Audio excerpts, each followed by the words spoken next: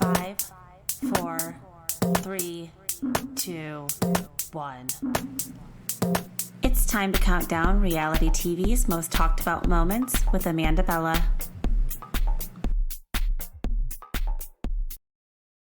Hello everyone, welcome to Bella Talks TV. It's Amanda Bella here. It is Monday, January 6th, and I'm just popping in to do a little episode with you. I don't have my top 10 countdown, or no, I did top 10 for my 2024 most talked about moments of the year. So if you haven't gone to listen to that episode yet, it is one of my favorite episodes that I have ever done. So please go give it a listen. But today we're doing just a regular schmegular Housewives catch up. And I want to just run through the current airing Housewives and just some of my opinions. And then I also want to just discuss a couple of the offshoot shows that are currently airing and just do like a quickie little mini episode with you guys. So I'm in the middle of catching up with Potomac right now. I mean, I was up to date, but obviously after a 2-week Housewives drought, I desperately needed to kind of like catch up and get back like on track with these people. I had to like rewatch some of the last episodes that last aired and kind of like refresh my memory. 10 out of 10 recommend doing that, everybody. Like, I used to be so weird about rewatching Housewives, especially in just all reality TV content. I used to be like, okay, like, why would I take the time to watch that again? Like, I already lived it. I already watched it. I already like experienced it. And I was, even with movies, I was the same way. Like, I wasn't like a big like rewatcher. But now as I'm getting older, I think you just come to appreciate like some of the classics. And I have rewatched Vanderpump Rules. I've been rewatching Summer House and Southern Charm. I am like on season 4 of each of those. I have been rewatching. I like cannot rewatch the Carl and Lindsay stuff yet. Like once I get to like end of season 6, beginning of season 7, like I'm gonna have to tap out again. Not ready to relive that like too soon, way too soon. But okay, so I was catching up with Potomac though before I hopped on the mic, and we just got to check in with these ladies because they're in Panama, which is crazy. And a little tidbit about me that people don't know, maybe they do know, is that my husband used to live and work in Costa Rica for 8 years. So we still go there often. We're actually going there next week. He still owns properties there from when he lived there, and we're currently trying to sell one of them. And just had it renovated and updated. So absolutely loving that for us. And I get to go back there again next week. But Panama's not far, actually. It's a bordering country with Costa Rica. These are all things that I learned that I had no idea about until I met my husband. But he is, taught me about geography and these things. And he also taught me about how like visas work. And sometimes you have to have certain kinds of visas there to live there and work there or whatever. And I am not really like a big international traveler. Like I've gone to Mexico, I've gone to Costa Rica, I've gone to Italy now for my honeymoon. Like, I'm trying to travel more, but obviously I didn't grow up coming from money, and I always worked, and like it was really hard for me to ever not only have the money and the time to go away, but then not having a partner before and like having somebody to go and do things with. So there was a lot of reasons why I didn't travel before, but loving that for us now. But the ladies are in Panama, and Panama is one of the bordering countries. And my husband was telling me him and his friends that lived down there, they would have to leave the country like every 30 or 90 days or something and get like a passport stamp to show that they left. And they would often go to Panama. So he's been there like a bunch of times there. Also, it's very like interesting how things work when you're an expat and you are American living in a different country. Do you guys remember that TV show? Only one season it got from Peacock, but it was The Real Girlfriends of Paris. I was freaking obsessed with that show and all the girls on there, and gone too soon, but I really enjoyed that show. If you have to go give that a chance if you've never seen it. But the ladies are in Panama, and this is a pretty good group trip. I mean, Karen is, especially with her recent DUI footage that came out, watching her back like in this state where she's still kind of like living in this kind of on her high horse because she's still being the grande dame. Like she hasn't really been humbled yet. Because I think for whatever reason, she was just delusional enough to think that she was still going to get away with this DUI, even though we've all seen this footage now, and it was very damning. But they're on this group trip. Karen's doing her grande dame thing. Giselle's kind of hanging back. Like she's been picking fights with Mia a little bit. Mia's been very distressed over the Gordon Inc. triangle. Her and Inc. have announced their split.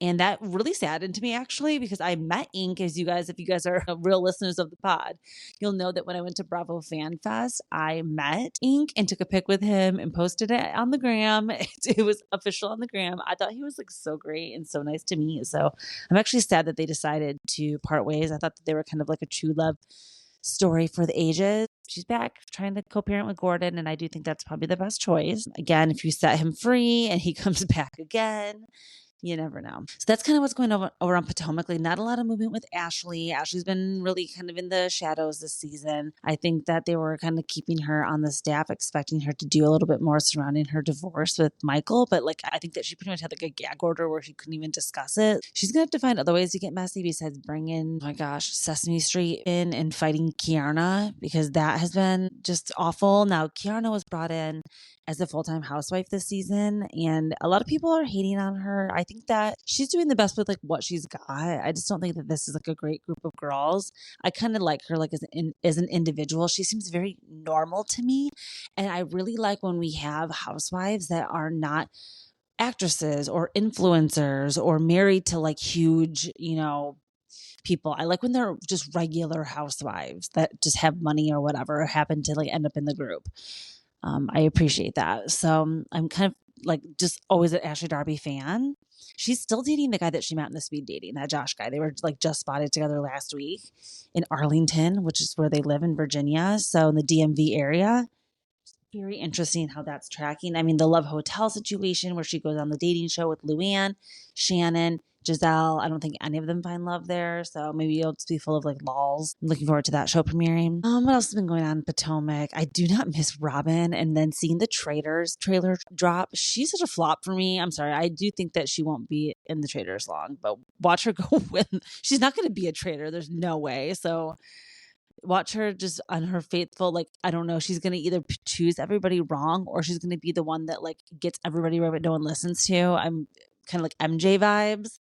They remind me of each other. We'll have to wait and see with that. So Giselle, yeah, she's kind of a snooze. I still can't believe that Jamal had like a Wicked themed wedding. If you guys know, if you haven't seen those pictures, they were a sore sight for my eyes. Potomac, it's not been great, but it's been classic housewives. I don't think every single season needs to be crazy. I think Wendy really, like, between Happy Eddie, her mom being this like African witch, the brothers and the sisters, everybody being reunited after like all these long feuds, her quitting the job at John Hopkins. Like, there's a lot of good stuff going on with Wendy. I think that she's like solid. It's like she's never going to have like a cheating scandal. She's never going to have any legal issues. She's just solid. And I'm okay with that. We don't need all of our housewives to be complete nut jobs. Okay, so yeah, let's kind of move over to Salt Lake City. If there's anything else you guys are dying to talk about, like, hit me in the DMs. I love to talk about this stuff with everybody. So let me know if there's anything else on Potomac that I didn't get to that you're like, wait, I have to know what she thinks of this. Okay, so Salt Lake City is coming back tomorrow. And again, it's been 2 weeks. We've had Whitney Rose getting divorce rumors flying. We've had Lisa and Bronwyn having Twitter beef. We have Heather, I think, really she just released her book. And you guys, okay, I'm a Spotify premium member. And not to flex, since like whatever, 2015. And I didn't know that you get a certain amount of audiobooks. And I'm obviously a huge podcast listener. So I've never really given like audio books a try. And I figured a great place to start would be with listening to some Bravo celebrity like memoirs, coming back, maybe doing some bonus episodes about them. And, because I was going to try to do it on TikTok, but I'm scared to put more energy into TikTok if it's going to get banned, even though everyone says it's not going to get banned. But like, what if it does? So I'm not really putting like a ton of energy into that right now. But what I do want to keep working on is releasing podcast episodes and Substack. I haven't gotten to that in a while, and my video episodes and stuff like that. So 2025. But yeah, okay, Salt Lake City coming back with Whitney Rose. I'm like, where is I going with this? Heather Gay. I was going to listen to Heather Gay's new book because she has Good Time Girl now is the second book of lessons, Bad Mormon and Good Time Girl. So with my pot of premium, I can listen to them for free. So I'm going to work on getting into those and just getting into some of like the lore of the Bravo celebrities off screen and some of the stuff we've never seen on the show. Because I'm very interested in learning more about these people. You guys know I love a Bravo celebrity. So Salt Lake City, Meredith, she's been kind of like doing her thing over the holidays, face tuning, looking a little crazy. I think we're going to get into some potential eating disorder storylines with her, and potentially that's why, allegedly Brittany starts recording Meredith, and that, I mean, everybody's been loving Brittany, but it's giving huge Monica vibes from last season. It's giving me big reality Von Teese vibes, PTSD. That this girl comes in, everybody's obsessed with her. She's kind of awkward in the group. She doesn't really totally fit in. She's not married. She's single. She kind of has like estranged kids. Like, it's kind of giving Monica vibes. The hair's fried. The fashion is not fantastic. The Donny Osmond of it all is really what makes her like alluring. And not that she's not like a beautiful woman or anything, and she's successful in her own right, off Broadway, potential on Broadway, off Broadway, and then also Hallmark movies, which a lot of them get shot in Utah. So I think that she just has been like a natural fit to do like a lot of the Hallmark movies that have came out and Lifetime movies and stuff. So I think though that she's going to go up against Heather and Whitney, or no, it's going to be Heather, Meredith, and Lisa. We know that those three are like bonded together this year. And I mean, we also saw Lisa walking out of the Vita Tequila, and we know that she doesn't leave because there's still more scenes that we saw even in the trailer. And the last 2 episodes, we only have 2 episodes of Salt Lake City that are left this season. So it's the penultimate and the finale episode. Then we have, I'm sure, a 3-part reunion. So you guys buckle up, because we have a lot more to like really get through with them. We got to figure out what's going on with Whitney. We got to figure out what's going on with Bronwyn in general. Like, do you guys think that she wants to get divorced from Todd? I see a lot of people always talking about that, being like, yeah, she totally wants to leave her husband, and that's why she got on the show, so that she had this to fall back on, and she doesn't have a prenup, so she really doesn't need. So is this like all just like evidence to prove that he's like a dick? Or, because I do think that he is a dick, but like I also think that I like understand him still. And then she already confirmed that he didn't physically cheat on her, that it was more of like an emotional cheating, potential like inappropriate work situation, which, I mean, I'm sorry. You guys know that I am a slightly misogynist. And I'm just like, I don't know. I stand up for Todd a little bit. Like, you know how Lisa was on the boat being like, I don't know, but Todd, like, what did Todd think? I'm kind of Lisa in the situation. Because I also think, how everyone gets mad at Mia on Potomac for like using her trauma at certain times to like win a fight or like have a moment. I think that Bronwyn's kind of doing the same thing. She's like doing a little bit too much and being a little bit too extra with the stories and the trauma and the triggers and she's got to chill out. She's got to be a little bit more cool girl. And maybe she will be season 2. Maybe season 1, she's just throwing everything at the wall to see what sticks, because she knows that that's how these shows work. And I still like her. I'm still digging Bronwyn. I still appreciate her as a housewife and think that she's like doing it big. So I'm still watching her relationships unfold. I think she's still good with Mary. Is she good with Mary and Angie? I mean, I have not a bad word to say right now about Mary or Angie, which is kind of crazy, because I wasn't like the biggest Mary Cosby fan forever, but now I've really learned to like appreciate her as a mother. I think it is like weird and messed up. Everything that happened with her mom, she obviously has like huge issues with that. Then with the step grandpa, then with the drug addicted son. She never leaves the house in the closet. She obviously is a hoarder. I mean, we have some problems with Mary, but I think that right now I've like come to peace with her, with the church, with the cult, with her coercing. I mean, the fat shaming and I was gonna say, not even just inappropriate, just rude, the insulting comments that she makes. I think sometimes maybe she is doing it a little bit for camera. Maybe she is doing it a little bit. I don't know. I'm looking at her like a little bit like, is she doing it? Is this like a character that she's like doing? Because it seems like everybody like truly does appreciate her. So I don't, if she was really that much of a piece of shit, I don't think people would be hanging out with her and giving her even like the bridge to form to come back to the show and be a housewife. Like, I think that would be closed. Now, what I don't understand is that people, especially Meredith, want to have Jen come back to Jen Shaw. Yes. Who else could I be talking about? Come back to the show when she's released from prison. I thought we were done with this. I thought we all collectively as a society have decided no, but I guess not. She's probably going to be back like within the next 2 seasons. Like, oh my God. Oh my God. I mean, Teresa did it. I know it's not always apples to apples or whatever, but she did it. She went away and she came back. Still filming. I just posted a video. Well, I didn't post it, but I reposted a video from Bravo_Boo. You guys, I'm sure all know. Bravo Boo was posting this video of Teresa that she posted to her stories in her bedroom. Like Sade was singing on the TV. And like I had heard somewhere before that Teresa was a Sade fan. She's like singing over the Sade and like videotaping. Oh my gosh. I just am obsessed with Tree right now. I'm having a huge like tree revolution, a trevolution. Treevolution. So yeah, Salt Lake City. I mean, I'm interested to watch this fight with. I actually like low-key love Meredith. I think she's one of my favorite like housewives ever. Oh, I didn't even talk much about her bar mitzvah or bat mitzvah, but when all three of the kids were there and they were doing like the three-way hand holding, like I paused and cried. That should have been like it was almost, if I would have been doing the daily cry, because you guys know I usually do LOL, OMG moments of the week, and now I'm adding like the daily cry. That would have been my daily cry. Reed, Brooks, and Chloe Marks. I mean, what a beautiful family. Especially, I wonder how they're doing with Seth and then the closing of the Big Lots. Now, I heard that Big Lots was able to actually salvage a few locations and like resell to like a different company or something. Not sure. Same with Party City. Some of them have signs on them that say like this location's not closing.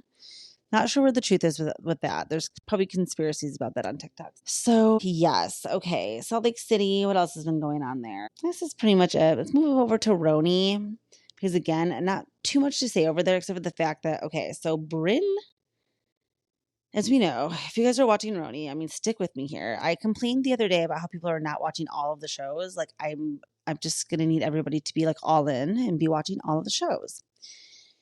Because don't act like you don't have another 43 minutes in your day or in your week to watch a housewife show and or Bravo related programming. The after shows, I can see maybe you can't squeeze those in, but all of the regular programming, maybe you can't always watch what happens live. That's okay. But I'm going to need everybody to be watching it, especially all of the Real Housewives. Come on. So over on RHONY, the big fight really has been going on between Bryn, Uba, Aaron. I mean, to be honest, they're all fighting with each other and they all hate each other, which has been not great for the show. Now, Aaron has the most like actual housewife potential, like rich, New Yorker, husband. He's involved in the drama, kids. Her dad, unfortunately, just passed away. Her mom's fighting cancer. Like, she has a lot of things going on. But she's so fucking annoying. And she's always playing pranks. And then she's also getting other people to get in on, like, scheming and pranks. And then when it backfires and they call her out, she plays victim. I mean, it's really getting tired after 2 full seasons of it. She has so much potential. And it's, like, one of the biggest letdowns ever. And I'm sure that's how the network feels as well. Then she's got Uba, who Uba's, like, her frenemy. Like, I thought they were true best friends. And then especially the fact that they were at Bravo Fan Fest together and doing all of their panels together. I was like, wow, they really like are BFFs. But as I'm noticing, especially in these finale episodes of them in Puerto Rico, they're about to be fighting and fucking at each other's throats too. So like they probably don't even like each other either. Like truly none of these women are friends. Not even these two.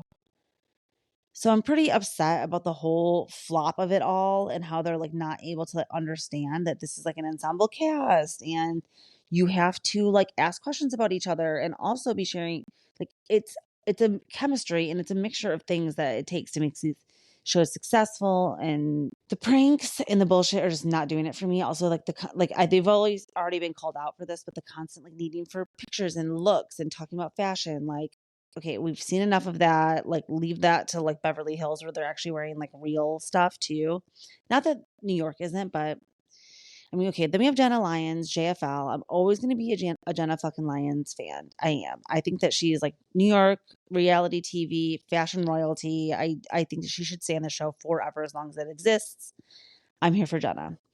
Now, the fact that she rented the Bentley that she has in the season and she's doing the stoop sale and selling all of her clothes, like I actually do think she's having money problems. Again, even more reason to keep her on next season. She gets in the mix. She's kind of a little bit of a pigeon and a bone collector. I think we should always keep her. Now, with that comes well, because I think that they're like a great pair to have on. I think 2 lesbians is enough.